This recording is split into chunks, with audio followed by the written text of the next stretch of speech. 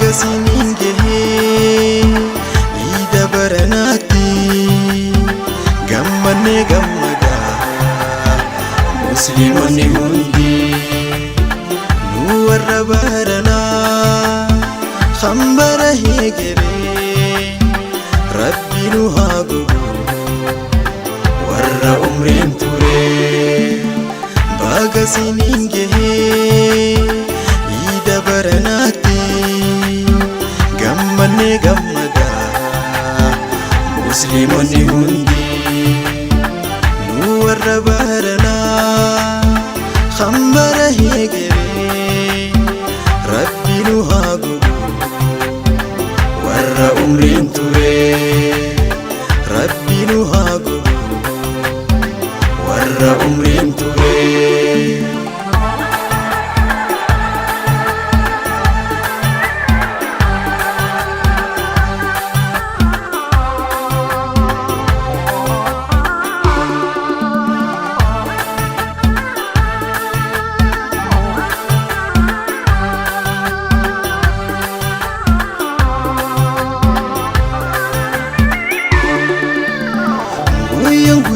Chalu guyyaa arraa kanaa Eid Mubarak jennee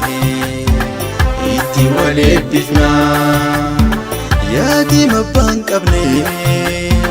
hiyyeessa gargaarraa khayrii guyyaa kanaa saammachuu jarjarraa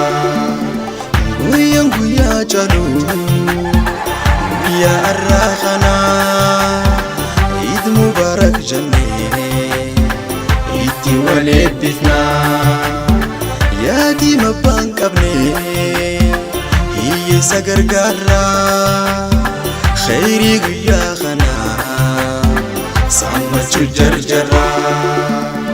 bagasinin gahee ida baranaatti gammanne gammadaa musliimonni hundi nu warra baranaa khambara heegeree rabbi nu haa gubu warra umriin turee bagasinin gahee ida baranaatti gammanne gammadaa musliimonni hundi nu warra baranaa khambara heegeree rabbi nu haa gubu warra umriin turee rabbi nu haa gubu warra umriin turee.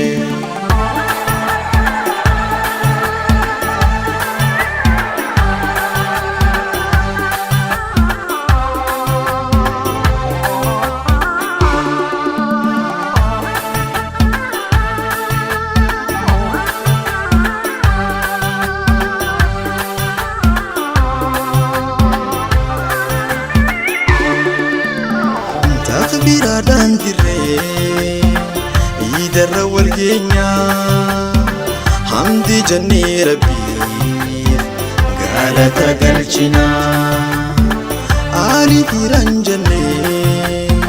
hunda affeerranaa gammachuu jaalalaa iida kabajannaa takbiraadhaan dirree iidarra wal geenyaa hamdi jennee rabbiif galata galchinaa aalii fiiran jennee hunda affeerranaa gammachuu jaalalaa iida kabajannaa bagasinin gahee iida baranaatti gammanne gammadaa musliimonni hundi nu warra baranaa khambara heegeree rabbi nu haa gubu warra umriin turee bagasinin gahee iida baranaatti gammanne gammadaa musliimonni hundi nu warra arraba